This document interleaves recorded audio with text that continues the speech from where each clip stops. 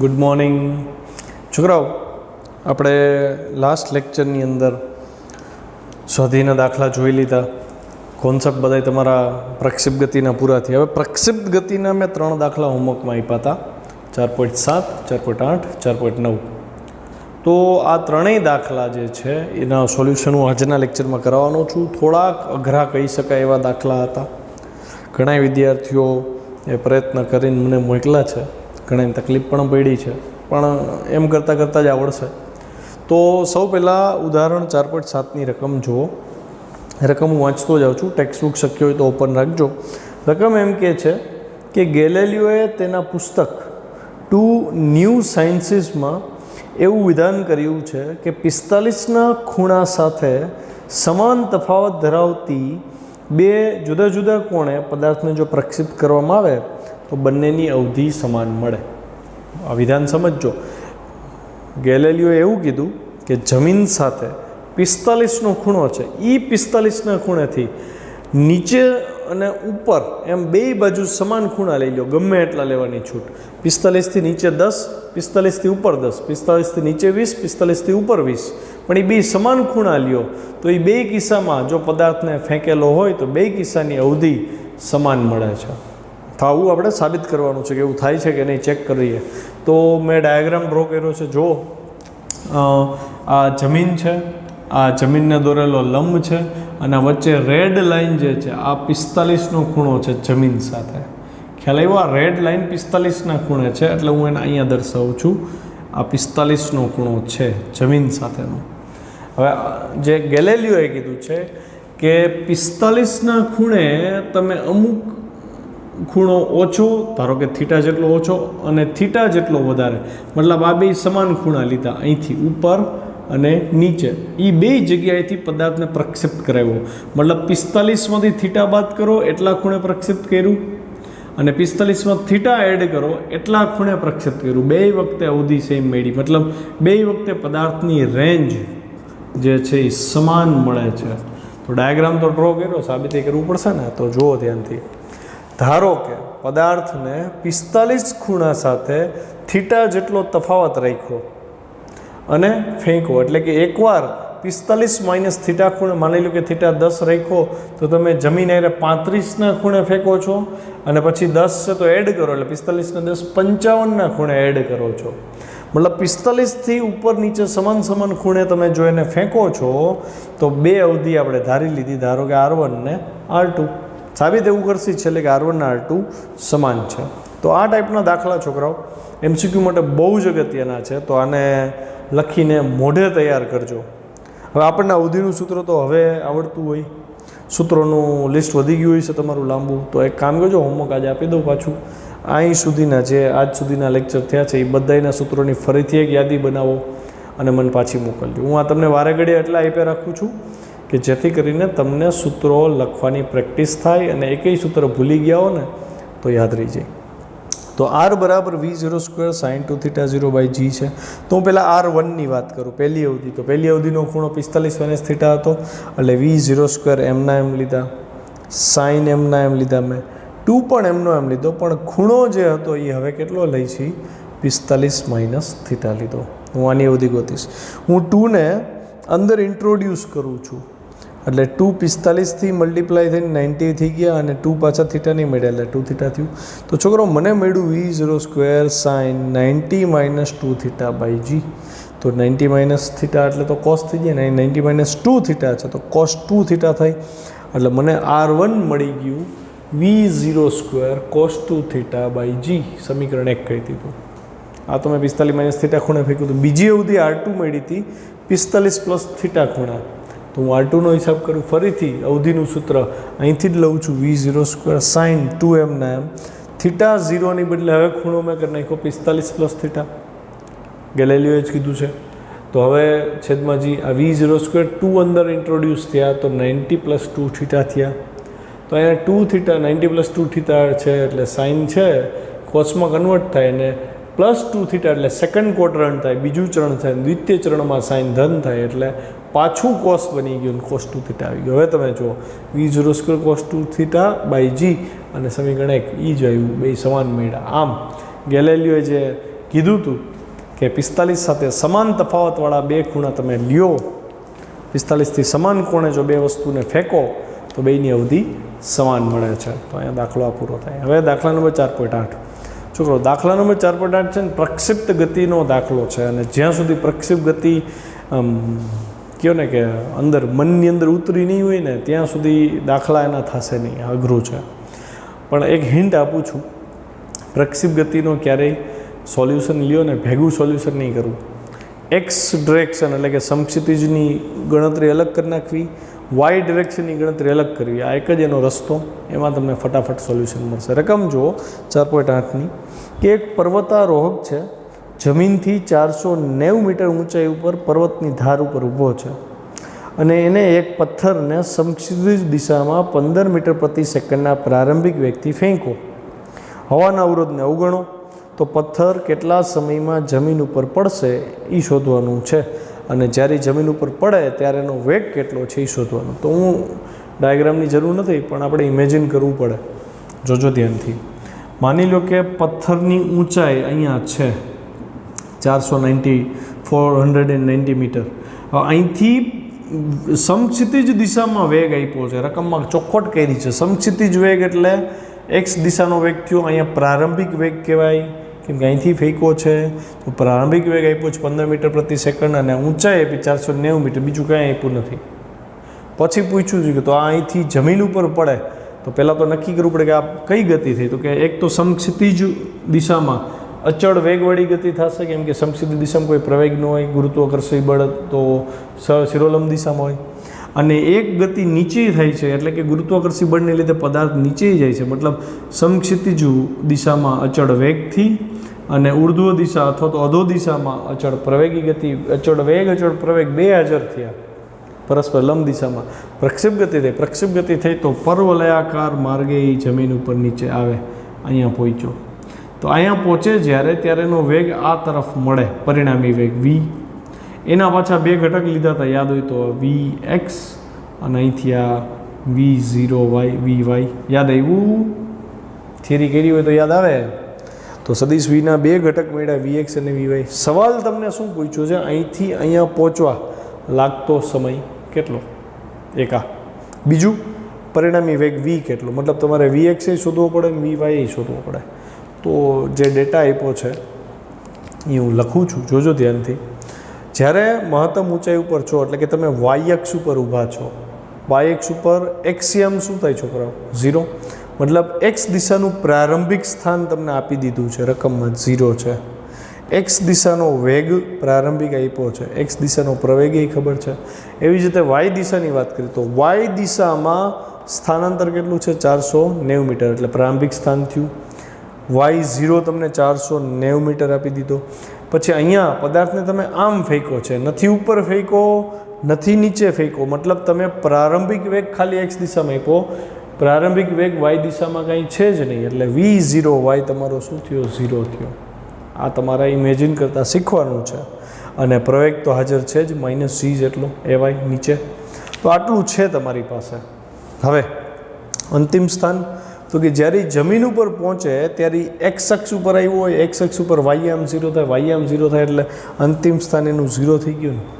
હવે સમજો, હવે બે સવાલ પૂછ્યા છે, સમય શોધવાનો છે નીચે પહોંચવાનો અને પરિણામી વેગ. તો છોકરો અહીંથી નીચે આવે છે, નીચે આવવાનું રીઝન કોણ છે? ગુરુત્વ પ્રવેગ.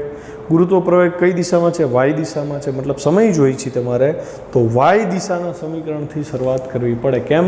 તો કે વાય દિશામાં પ્રારંભિક વેગ તમારી પાસે 0 છે, મુક્ત પતનવાળું થયું ને, મૂકો નીચે, તમે સીધો મૂકો અને એને જે સમય લાગે અને અહીંથી થ્રો કરો ગમે એટલી સ્પીડથી, હોરિઝોન્ટલ સ્પીડ એ 15 ને બદલે 1500 કેમ નથી?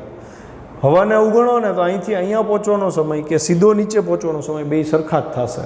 સમજો શું કામ? તો કે આ દિશામાં તો કોઈ પ્રવેગ છે જ નહીં, મતલબ આ દિશામાં પ્રવેગ નથી. તો અહીંયા તમારે અહીંથી આ દિશામાં આ અંતર હોત તો ગુણ્યા સીધું ઝડપ કરી નાખત તો તમને સીધું સમય મળી જાત. ઝડપ બરાબર અંતર છેદમાં સમય, તો અંતરના છેદમાં ઝડપ કરી નાખત, સમય મળી જાત તમને.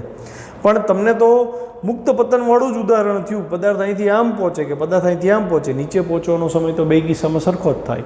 હાસ્ય એમ નોંધી લેજો કે જ્યારે પદાર્થ પ્રક્ષિપ્ત ગતિ કરે ત્યારે પર્ટિક્યુલર ઊંચાઈથી નીચે પહોંચવા લાગતો સમય એ મુક્ત પતનમાં એ જ ઊંચાઈથી નીચે પહોંચવા માટે લાગતા સમય જેટલો હોય જ્યારે વાય દિશામાં પ્રારંભિક વેગ 0 હોય તો હું એ જ સમીકરણથી આગળ વધું કે ભાઈ ચલો વાય બરાબર y0 v0 yt plus 1/2 ayt square. યાદ આવ્યું આ સમીકરણ? સ્થાનાંતર સમીકરણથી વચ્ચે પ્રયોગી ગતિનું 7, 8 ને 9 9મું સમીકરણ, આ 9મું સમીકરણ થયું. આરને બદલે આપણે વાય કરી નાખ્યો છે. અંતિમ સ્થાન તો 0 હતું, અહીંયા પ્રારંભિક સ્થાન 490 મીટર હાઇટ ઉપર હતું એટલે 0, આ 490, પ્રારંભિક વેગ 0 હતો એટલે એ પદ 0 થઈ ગયું. આ 1/2 એમને એ વાયની વેલ્યુ -g હતી એટલે -1/2 gt સ્ક્વેર કિંમત મૂકવાની જ રહીને. હવે તો 490 આ બાજુ આવ્યા, માઇનસ માઇનસ કેન્સલ થઈ જાય.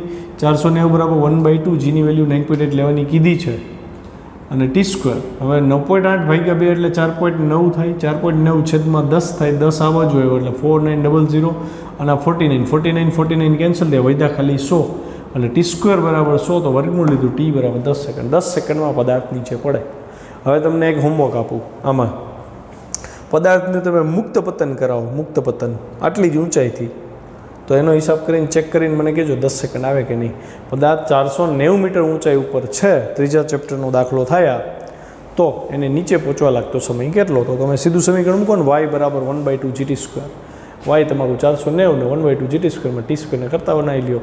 ટી 10 સેકન્ડ જ આવશે એટલે મેં જે નોંધ કરાવી ને એ બંધ બેસતી આવી. હવે આ તો મને સમય મળી ગયો. અચ્છા, હવે તમને પાછું નીચે પહોંચતી વખતે વેગ કીધો છે, પરિણામી વેગ કીધો છે, તો તમારે એક્સ દિશાનો વેગ, વાય દિશાના બેના સેપરેટ હિસાબ પાછા કરવા પડે. એ બે મળે પછી સદિશ વીનો સદિશ વી જોઈ છે એટલે વીએક્સ અને વીવાયનો તમારે સદિશ સરવાળો કરવો પડે ને. મૂલ્ય માંગ્યું છે એટલે તમારે કોઈ પણ સદિશનું મૂલ્ય, એના ઘટકો તમારી પાસે હોય તો વર્ગમૂળમાં બે ઘટકોના વર્ગના સરવાળા જેટલું થાય, બરાબર. સદિશ એ બરાબર વર્ગમૂળમાં એક્સ સ્ક્વેર પ્લસ એવાય સ્ક્વેર લેતા હતા સદિશ, એનું માન આપણે આવું લેતા હતા. તો હવે મારે વીએક્સ અને વીવાય ગોતવા પડે, પણ મને એટલી તો ખબર છે કે સમક્ષિતિજ દિશામાં કોઈ પ્રવેગ ન હોય એટલે v0x અને vx આ બેની કિંમત સરખી જશે. એ તો થિયરીમાં મેં કરાવ્યું હતું કે અહીંયા આ વેગ તો દરેક જગ્યાએ સમાન હશે. એટલે v0x 15 હતો તો vx એ મેં વગર ગણતરી લખી નાખ્યો 15 જ છે, કારણ લખી દીધું અહીંયા કે ભાઈ કોઈ પણ સમયે વેગ સમાન જ હોય.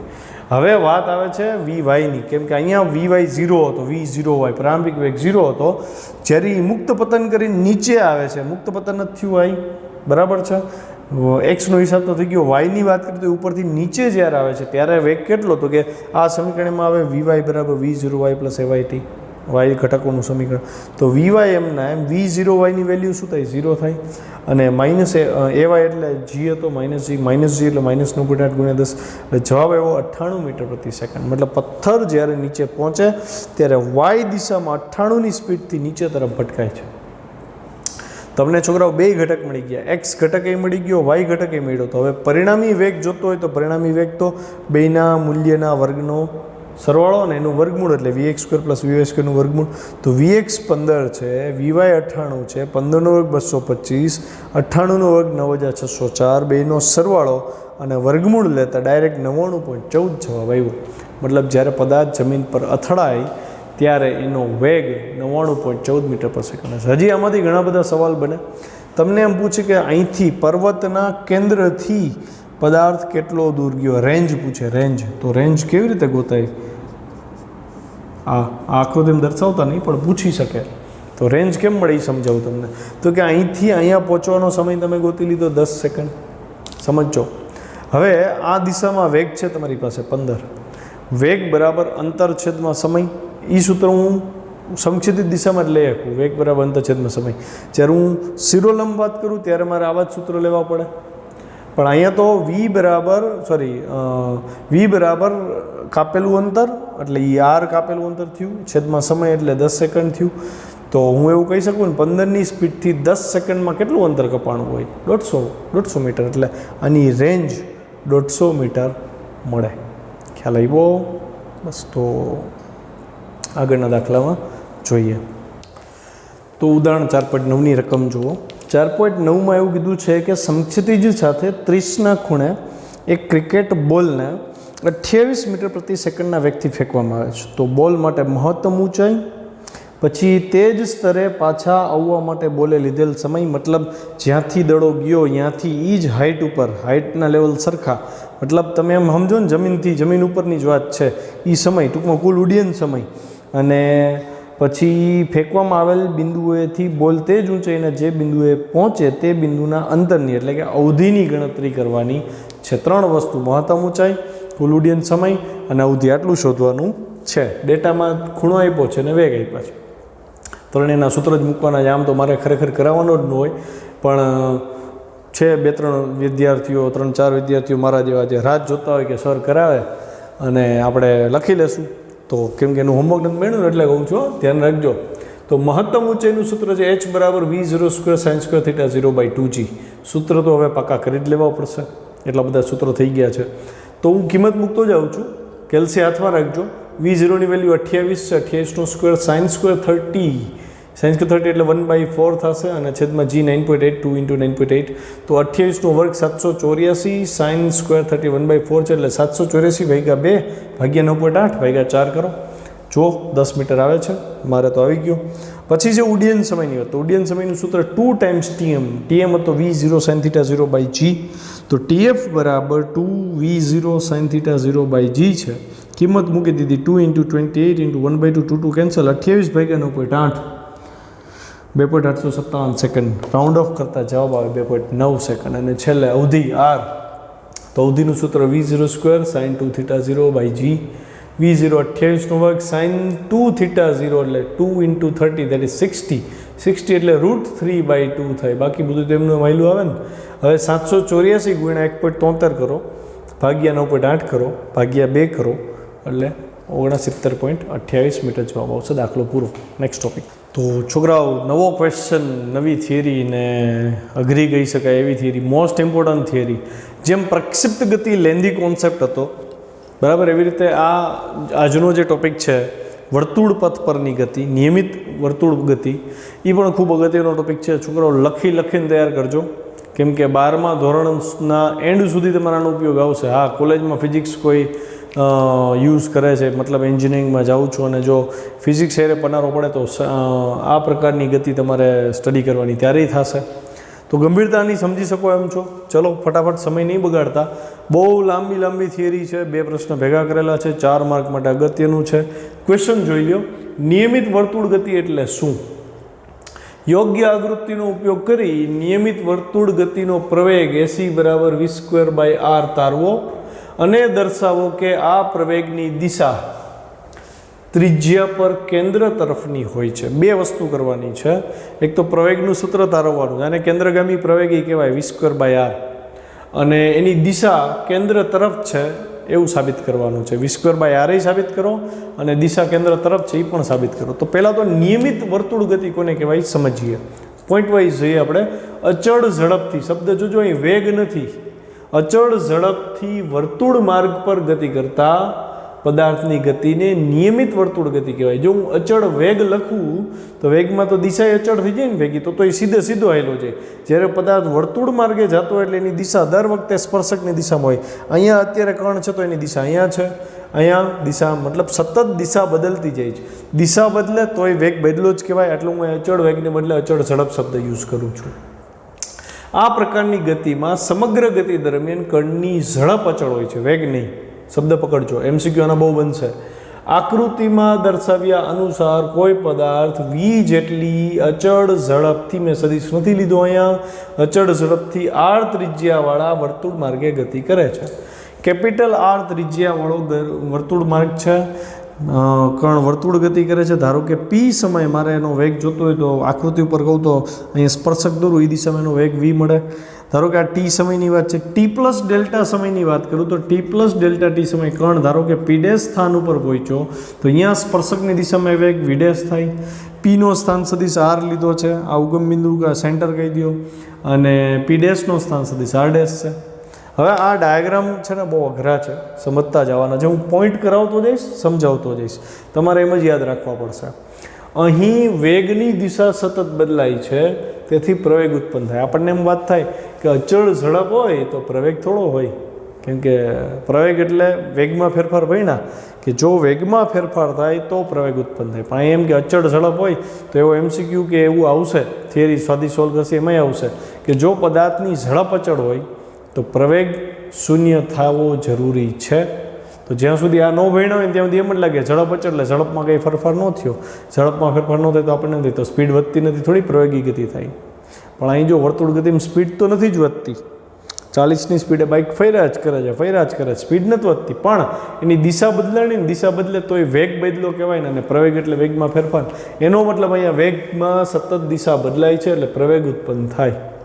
એ પ્રવેગ શોધવો છે. તો આકૃતિ 1માં દર્શાવ્યા મુજબ ધારો કે ટી સમયે પદાર્થ પી પર છે. આકૃતિ 1 છે આવડિયા. ટી સમયે પદાર્થ પી ઉપર છે, પીનો સ્થાન સદિશ આર છે અને એનો વેગ સદિશ વી છે. ટી પ્લસ ડેલ્ટા ટી સમયે કણ પી ડેશ સ્થાને છે, એનો વેગ વી ડેશ છે, સ્થાન સદિશ આર ડેશ છે. આ વેગ સદિશો મેં ઈ બિંદુએ સ્પર્શકની દિશામાં દોર્યા છે. તો આ બધું વર્ણન કરતું જવું પડશે. આને લખીને જ તૈયાર થાય અને પાકું કરીને નહીં મેળ આવે. હવે આકૃતિ 2 ચેક કરો, જોજો ધ્યાનથી. બહુ જ અગત્યની આકૃતિ છે. આને હું નામ આપું જી, આને કહું એચ, આને કહું આઈ. ઓકે, તો તમને કહે છે આકૃતિ બીમાં જીને અનુલક્ષીને મેં વી અને વી ડેશ દોરી લીધા. સદિશ વીની દિશા આ તરફ છે તો મેં જીને અનુલક્ષીને જો સદિશ વી અહીંયા દોર્યો. વી ડેશ આમ જાય છે તો સદિશ વી ડેશ મેં અહીંયા ડ્રો કર્યો. તો આ બે સદિશની સમાંતર બાજુ ચતુષ્કોણની રીતે અથવા તો ત્રિકોણની રીતે બાદબાકી કરવી હોય તો ડેલ્ટા વી શું કામ લેવું પડે આપણે? તો કે ડેલ્ટા વી એટલે વેગમાં ફેરફાર મળે તો મને પ્રવેગ મળે.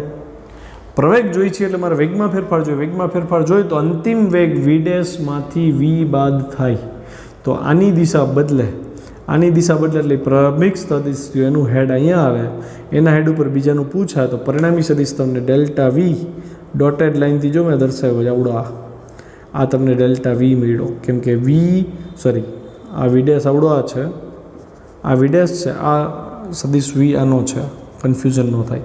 તો વી ડેશમાંથી વી બાદ થાય એટલે પરિણામી સદિશ આમ આવ્યો ડેલ્ટા વી. ખ્યાલ આવ્યો? જીને અનુલક્ષીને. ગતિપથ વર્તુળાકાર હોવાથી આર અને વી લંબ થાય. 10મા ધોરણમાં ભણી ગયા ત્રિજ્યા અને સ્પર્શક ઓલવેઝ 90 ડિગ્રી ઉપર હોય. અહીંયા 90 ડિગ્રી જ થાય. તો આર ડેશ ને વી ડેશ લંબ થશે અને ડેલ્ટા વી પણ ડેલ્ટા આરને લંબ થાય. તો ડેલ્ટા આર જો મેં અહીં મેળવો છે, આ આર છે, આ આર ડેશ છે. ડેલ્ટા આર એટલે અંતિમ સ્થાનમાંથી પ્રારંભિક સ્થાન બાદ થાય. આને બાદ કરવું હોય તો આનો સદિશ મને ઉલટાવવો પડે. આનો સદિશ આ તરફ છે તો એ આમ ઉલટી જાય. એમાં આપણે બહુ ન પડીએ બાદબાકીમાં. મનથી વિચારજો ત્રિકોણની રીતે. તો પરિણામી સદિશ ડેલ્ટા આર તમને ઉપર તરફ મળ્યો. તો એક વસ્તુ ક્લિયર, આર વીને લંબ છે, આર ડેશ વી ડેશને લંબ છે. તો ડેલ્ટા આર ડેલ્ટા વીને લંબ થાય જોવો જોઈએ. ધ્યાનથી જો ડાયાગ્રામો, બે ડાયાગ્રામનો સંબંધ છે.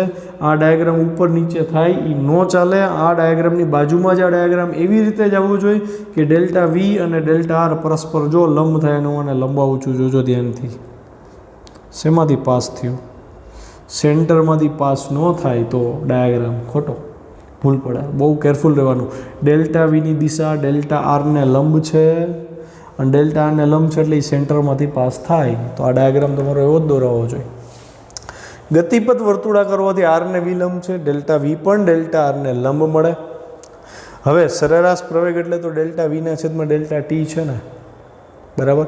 હવે ડેલ્ટા વીની દિશા સીમાંથી પાસ થઈ તો delta v by delta t એટલે પ્રવેગની દિશા પણ ડેલ્ટા આરને લંબ થશે ને.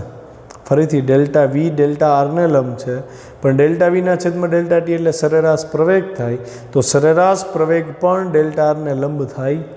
આ હું આગળ વધું છું દિશા નક્કી કરવા તરફ. જો સેન્ટર તરફની દિશા તો આવે જ છે. ડેલ્ટા વીની જે દિશા હોય એ જ પ્રવેગની દિશા હોય. તો ડેલ્ટા વીની દિશા સેન્ટર તરફ જાય તો પ્રવેગની દિશા સેન્ટર તરફ જાય. હું એની નજીક પહોંચ્યો હજી. ઓકે, હવે આકૃતિ 3 અને 4ની વાત છે અહીંયા. તો આનું વર્ણન નથી કરવાનું પણ આકૃતિ હું સમજાવી દઉં છું. મેં શું કર્યું, અહીંયા જે સમયગાળો ડેલ્ટા ટી હતો ને એ સમયગાળો નાનો કરી નાખ્યો. સમયગાળો નાનો કરતા જાય તો તત્કાલીન પ્રવેગ તરફ આગળ વધી. નાનો સમયગાળો કરીએ તો ટી સમયે કણ પી ઉપર અને ટી ડબલ ડેશ સમયે એ પી ડેશ કણ ઉપર આવ્યો. તો અહીંયા વેગ વી એમનો એમ જ છે અહીંયા જે છે એ, પણ આ વખતે અહીંયા વેગ છે એની દિશા બદલે ને થોડીક આવી રીતે થઈ ગઈ. અહીંયા આમ હતી થોડીક અહીંયા, કેમ કે નજીક છે. અહીંયા મેં સ્પર્શક દોર્યો તો હું વી ડેશ ને આર ડેશ ફરીથી લંબ લઉં, વી ને આર ફરીથી લંબ લઉં તો ફરીથી અહીંયા મને એક ત્રિકોણ નવો બનાવવાનો મોકો મળે.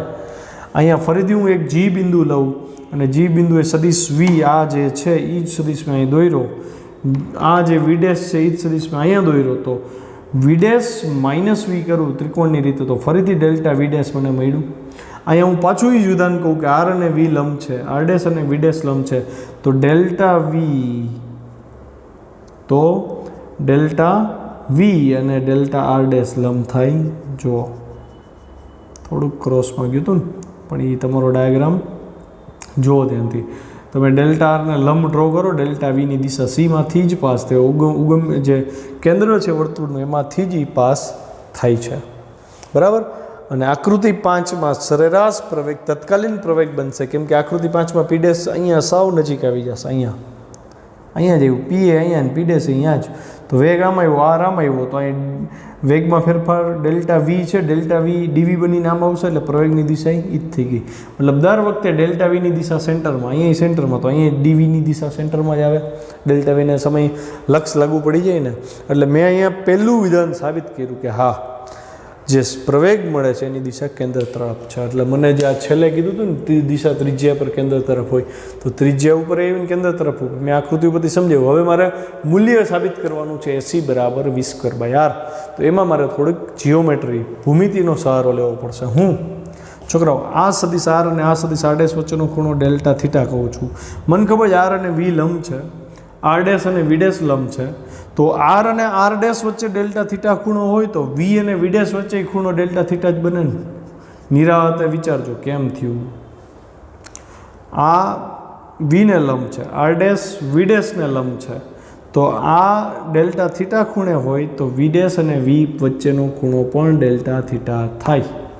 શું કામ? તો કે આને સમજો ધ્યાનથી, આ આખાને, આ જે ડાયાગ્રામ છે આખો, એ બેયને 90 ડિગ્રી રોટેશન આપી દો. આમ સમજાણું? આ આખા ડાયાગ્રામને 90 ડિગ્રી રોટેશન આપો એટલે જો તમને આ વેગ મળ્યો અને આ વી ડેશ મળ્યો છે, બે વચ્ચેનો ખૂણો ડેલ્ટા થીટા જ થાય. ખ્યાલ આવ્યો? હવે મારે સિદ્ધાંતનો ઉપયોગ કરવો છે. ધારો કે આર અને આર ડેશ વચ્ચેનો ખૂણો ડેલ્ટા થીટા છે, તો વી અને વી ડેશ વચ્ચેનો ખૂણો એ ડેલ્ટા થીટા થાય. બીજી વસ્તુ, વર્તુળ માર્ગ માટે સ્થાન સદિશ બે ભલે અલગ અલગ છે, આર અને આર ડેશ, પણ બેયના મૂલ્ય તો ત્રિજ્યા જેટલા જ થશે ને. વક્રતા ત્રિજ્યાને કેપિટલ આર કહી દીધી, તો એ આર જેટલા જ થશે.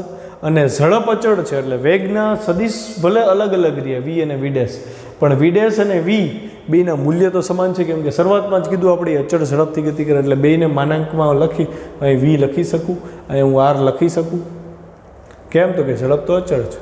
તો એનો મતલબ બે બાજુઓ આની સરખી થઈ, બે બાજુઓ આની સરખી થઈ, આનો વચ્ચેનો ખૂણો, આનો વચ્ચેનો ખૂણો, તો બે ત્રિકોણમાં બાખુબા શરત પ્રમાણે આવ્યું ને, 8મું 9મું 10મું યાદ આવ્યું? બાખુબા શરત પ્રમાણે બે ત્રિકોણ સમરૂપ ત્રિકોણ છે, ને સમરૂપ ત્રિકોણ હોય તો અનુરૂપ બાજુઓ સમપ્રમાણમાં હોય. અનુરૂપ બાજુઓ એટલે આપણે 10મા ધોરણમાં ભણતા, તમે ક્યાંય જગ્યા નથી લખવાની. ABC અને DEF આ બે સમપ્રમાણમાં હોય તો તમે લખતા છોકરાઓ AB/BC બરાબર DE/EF. યાદ આવ્યું કાંઈ? પછી AC/DF આવું લખતા. તો હું અહીંયા એ જ વસ્તુ કહીશ કે ત્રિકોણ CPP ડેશ એટલે કે આવડો અને સેન્ટરની લોકોએ ટેક્સ્ટબુકમાં C કીધો છે, આપણે C કહી દઈ, આમાં શું આપણને કંઈ પ્રોબ્લેમ નહીં થાય. તો CPP ડેશ, આ ત્રિકોણ આખો CPP ડેશ અને ત્રિકોણ GHI બેમાં બાખુબા શરત પ્રમાણે સમરૂપતા જોવા મળી. તો હવે હું જોજો CPP ડેશ અને GHI છે, તો CP/છેદમાં અથવા તો અહીંથી PP ડેશ છેદમાં PC લીધા, મેં PP ડેશ છેદમાં PC લીધા, તો અહીંયાથી HI અને છેદમાં GH લીધા. તો હવે બધાની વેલ્યુ મૂકી, તો HI શું છે જુઓ ધ્યાનથી. HI છે તમારો ડેલ્ટા વી, એટલે મેં HIની બદલે લખ્યો ડેલ્ટા વી. માનાંકમાં લખવું પડે કારણ કે એ તો સદિશ હતો. પછી HG ધ્યાનથી જુઓ, તો HG છે એ તમારો વી છે, એ માનાંકમાં લેવો પડે, મોડ ઓફ વી. પછી PP ડેશ ચેક કરો, તો PP ડેશ એટલે સ્થાનાંતર થયું અહીંયા ડેલ્ટા આર, એટલે મેં અહીંયા ડેલ્ટા આર લખ્યો છે. અને PC ત્રિજ્યા હતી, P થી C ત્રિજ્યા, એટલે મેં એનું મૂલ્ય ડાયરેક્ટ લખી નાખ્યું આર. હવે ડેલ્ટા વીને હું કરતા બનાવું છું, મારે પ્રવેગ જોઈએ છે એટલે હું ડેલ્ટા વીને કરતા બનાવું છું માનાંકમાં. મોડ ઓફ વીનું મૂલ્ય ઝડપ અચળ હતી એટલે મોડ કરવાની જરૂર નથી, ડાયરેક્ટ વી લખી નાખો. તો વીના/આર બરાબર મોડ ઓફ ડેલ્ટા આર વધ્યું, સમીકરણ 1 કીધું. હવે છોકરાઓ પ્રવેગ જોતો હોય તો સરેરાશ વેગમાં ફેરફાર છેદમાં સમય જોઈએ ને, તો આને મારે સમય વડે ભાગવું પડે ને, બે બાજુ, બંને બાજુ ડેલ્ટા ટી વડે ભાગતા, એટલે ડેલ્ટા વીના/ડેલ્ટા ટી બરાબર વીના છેદમાં આર, આને ડેલ્ટા આરના છેદમાં ડેલ્ટા ટી ભાગ્યું. હવે હું આની લિમિટ લઈ લઈશ. આ સરેરાશ પ્રવેગ થયો, લિમિટ એપ્લાય કરીશ એટલે સરેરાશ પ્રવેગ તત્કાલીન પ્રવેગ બની જાય. તો સમીકરણમાં limit delta t tends to 0 લેતા સરેરાશ પ્રવેગ તત્કાલીન પ્રવેગ થાય. આ જે તમને મળે છે આ તમારો એવરેજ એક્સલરેશન છે. હવે તમને જે મળ્યું સરેરાશ પ્રવેગ એનું તમે મૂલ્ય જ લ્યો છો, બરાબર. આ માનાંકમાં આપણે વાત કરીએ તો માનાંકમાં હવે તત્કાલીન પ્રવેગ એ બરાબર શું મળ્યું હતું કે આ V/R એમનો એમ. આને લિમિટ લાગુ પડશે, અચળને લિમિટ લાગુ પડે નહીં. તો limit delta t tends to 0 delta r by delta t. આ V/R ફરીથી એમના એમ અને લિમિટ લાગુ પડે તો આ dr બાય dt થઈ જાય. હવે dr બાય dt એટલે સ્થાન સદિશનું સમય સાપેક્ષ વિકલન શું થાય? સ્થાન સદિશનું સમય સાપેક્ષ વિકલન થાય વેગ. એટલે ફરીથી અહીંયા પાછો વેગ આવ્યો તો વેગ જો 2 વાર થયા એટલે મળ્યું આપણને mode of A is equal to v²/r, જે કેન્દ્રગામી પ્રવેગનું મૂલ્ય છે અને આ પ્રવેગની દિશા ત્રિજ્યા પર કેન્દ્ર તરફ હોય છે. અહીંયા રકમમાં કેપિટલ R આવે. ક્વેશ્ચન અહીંયા પૂરો છે ને. મસ્ત ક્વેશ્ચન લખીને તૈયાર કરજો.